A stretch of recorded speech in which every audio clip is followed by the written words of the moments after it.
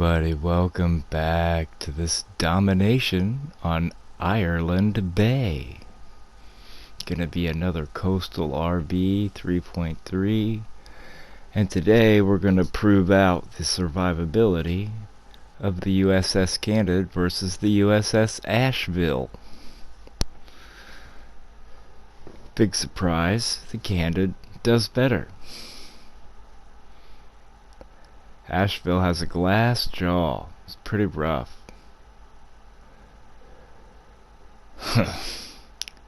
But it's your boy, County Check, back here again. Making another crusty old video. The crusty old coastal. Imagine the amount of cleaning that had to go down on these ships. Oof. The main drawback of the Candid is that it's very slow. Something like 24 km. This is how slow it is. Like, it's ridiculous.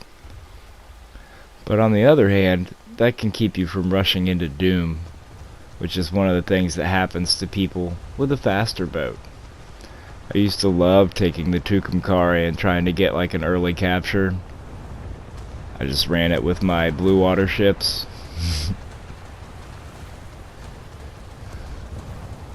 I'm the kind of noob that does that stuff, so when I was playing naval I didn't look up advice or anything like that.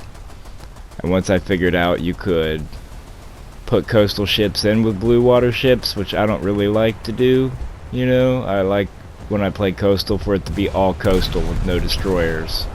But I see the reasoning for having them in there. Nice first shot. Back a little for the guns. I used to forever just try to escort blue water ships with like a PT boat. You know, we'd both get repairing, everything's whatever, but people would always just be like, yo, I'm a target, bro. And I'm just like, so? Let me escort you. That's what seems like fun. Everyone plays these naval modes like a lone wolf. Man, the amount of gunnery going on here, I can't even hear myself talk. Everybody plays these naval modes like a lone wolf.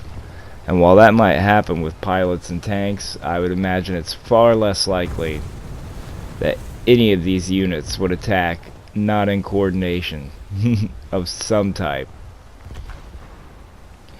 Even to the point of just paying attention to a sector. I never served in the military, so I don't know, you know, specific details, but I've seen enough that I'm pretty sure that they would not have John Rambo'd 16 to 12 individuals going in their own direction that they want to go with like no oversight, no planning. It just turns it into a free-for-all, like a fuckfest.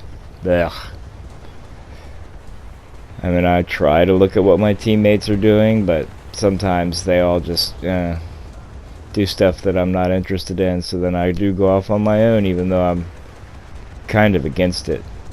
It would be nice if you could be assigned squads and given a general idea of what would be a good objective for you to do, other than like, do we attack the objective or do we camp from the back of the map? Those seem to be the two options that people use. I don't know. Looks like I came to an uninhabited area, but I'm gonna try to get this cap. As you can see, I've been surviving in this boat for a minute.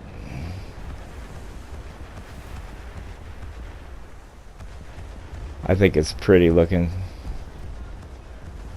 Does kind of look like a jumped up fishing vessel though.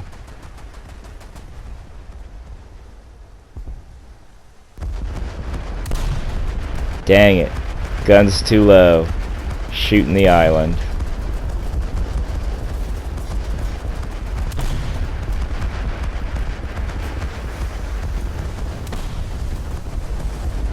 Bro put me on fire like that. How come he can shoot over and I can't? Wholly unfair.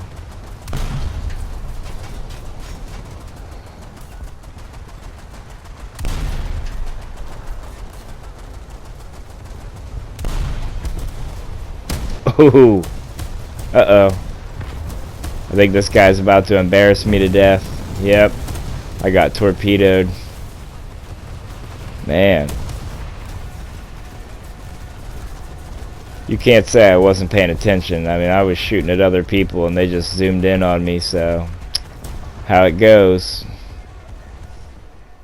Yo, the new run aground alarm really makes it serial. Come on, one more. Look at how much of a beating this thing has taken. It's insane.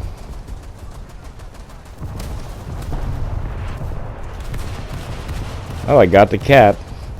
That's what I wanted to do. Got an assist. I'm okay with that in my current condition. I'm okay with my gunners too. He ain't letting off. Get him, bro.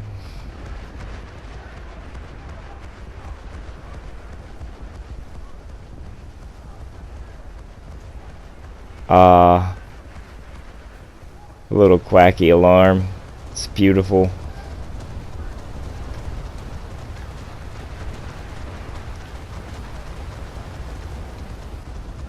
Not looking good for me. Bro came alongside and tried to help. I'll take it. 3 kills and a capture with 2 assists. I'm happy with that.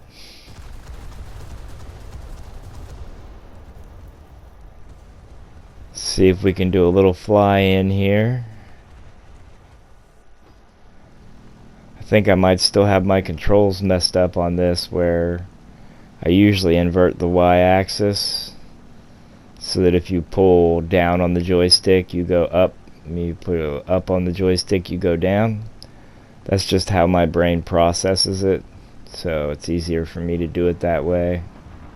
I'm also left-handed, which makes everything slightly weird because I just tried to adjust to right-handed controls. So like for first-person shooters, I would always have to ADS with, you know, what would be my trigger finger and then shoot with my weak finger. It made a little bit of a difference, but you can adjust to anything if you try. I love these planes. This is one of my favorite planes in the game, just for what it was. Maybe I'll do a video one day and read out all the history of it and stuff like that, but I feel like there's so many other people that have gone down that rabbit hole that it's like, nobody needs my 2 cents. So I'll just play the game and have a good time, ask for advice, and create a place for noobs and casual players and people who aren't the best to congregate and share good information. And he's gone. Nothing more satisfying than laying guns onto one of these boats from an airplane.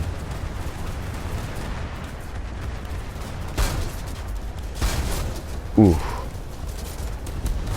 Oh, well, I got a hit, but it didn't do as much damage as I wish it would have. Life goes on. Now, the U.S.S. Asheville. Now let's just see exactly how long this boat lasts compared to the 5 minutes and 33 seconds of the Candid. I was not playing cautiously. I am not. In air, I play super cautious. In ground, I kind of, depending on what the scene looks like, I'm totally uncautious or extremely cautious. But in naval, I'm charging Charlie. And I know I was complaining about teamwork at the beginning. I played a lot of matches where I just pick someone and follow them in, you know. A lot of times I'll get spawned and I look and see that my squad mate is entirely across the map. I used to try making my way to them, but doing a cross objective like that just seems to open you up for big broadsides. So I just started doing my own thing. I don't know. I can be pretty variable when it comes to what I do and don't do. And I think that's one of my superpowers,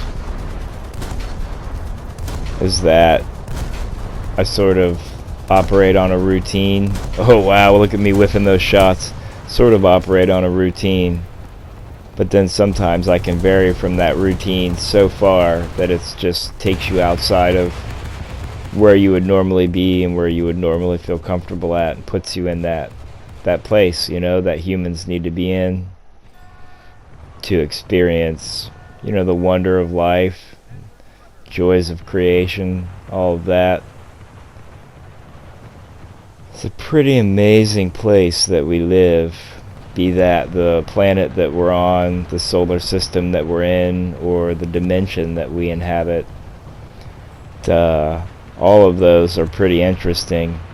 A lot of people look through a personal lens in order to interpret the existence of objects that are not them, and they look at it from, you know, their personal self, or from a consumerist standpoint or something like that, and I'm just completely incapable of doing so. I attempt to interpret everything through a window of opinion that I have created outside of myself that is more, I don't know how to describe it, impartial to the self, thus to hopefully gain greater understanding of the truth of existence, unburdened by personal bias. I don't know how to describe it appropriately. I suppose I should be able to. But yeah, try thinking outside yourself once or twice. See if you come up with the same beliefs that you currently have. Either way, this match hasn't been so bad. Kinda had a good time. If you've been here with me watching, I appreciate you, and I love you. I sincerely hope that you have a very good day, and that you have a better time than my partner flying in here. Ooh, nice close gun run though. But yes, I hope you have a good day, and that you do know who just missed a torpedo, and you don't let anything get you down. This is County Check, signing off, and we will see you on the next one.